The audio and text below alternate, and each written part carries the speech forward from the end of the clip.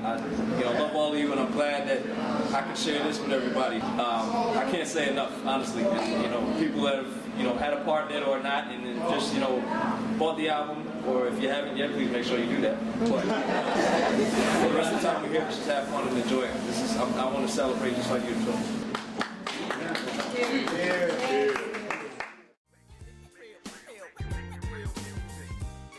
So what makes you tick anyway? Oh. What does that tattoo on your arm mean? Which one? How many do you have? 3.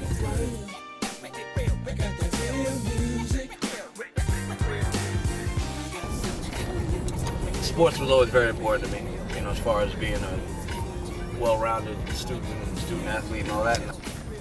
Got recruited, ended up getting a full scholarship to play ball in Division II college basketball. I had knee surgery.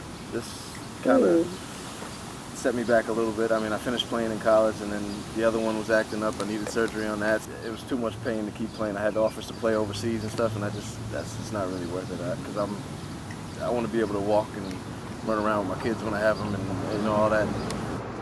Sports, something you're pretty passionate about. How did you get from that to music? In college, I had a teammate who was kind of interested in production and recording and different things, and didn't really play anything, so I would help him with little piano parts and put little melodies together. So I got this little Radio Shack keyboard and some home recording software, and would just be on my laptop in my dorm room, just plugging away. But I wasn't ever giving up on basketball. That was my passion. But music was kind of my addiction.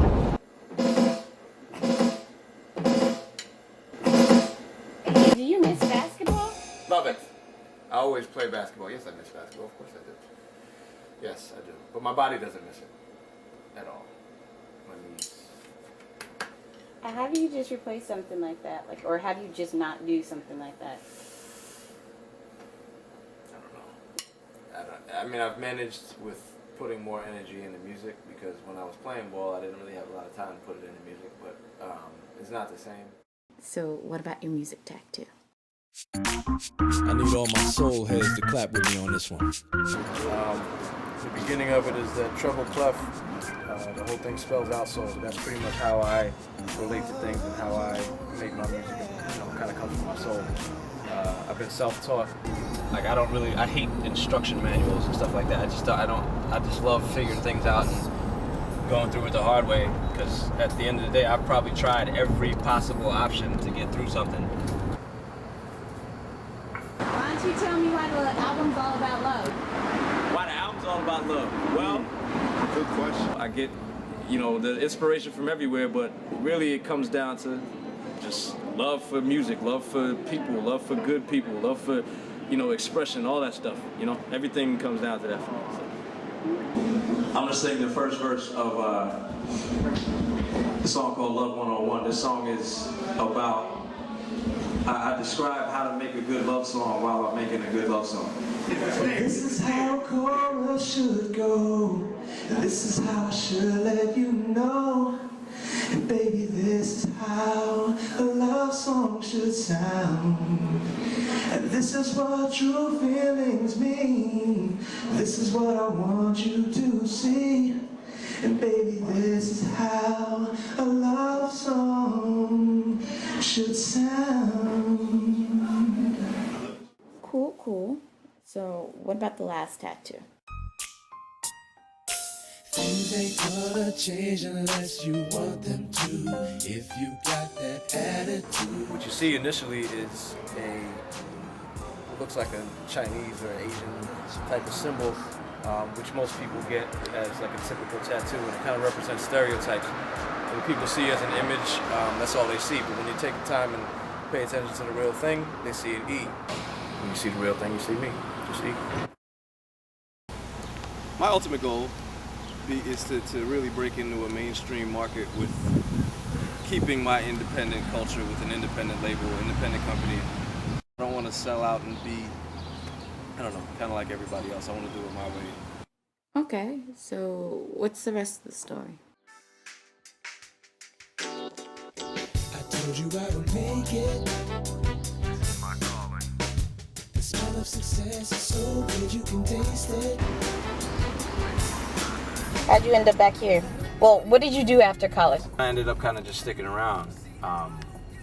Got a job with the Boys and Girls Club as an athletic director, and originally went there to help them set up their recording studio, and got a job doing the gym. And I said, well, that's great, you know. And it was a great job to have. I mean, for me to be working with kids with sports and music, I mean, how much better can that be? But when I said, I don't know how much longer I can really stay around here, having the option to be right next to New York or be in a place that's not really too exposed when it comes to entertainment, you know, I'm hurting myself being up there. So, you know, as hard as it was to leave them, I told the kids, like, you know, who am I to tell you to follow your dream if I don't do the same thing? Play a little gospel.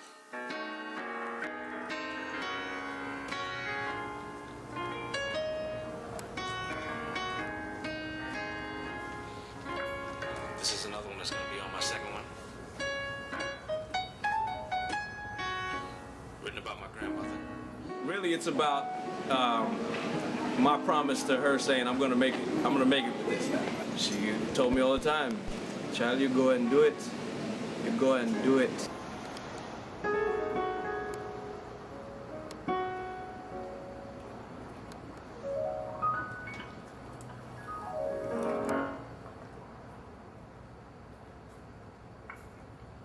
I'm off the hook now.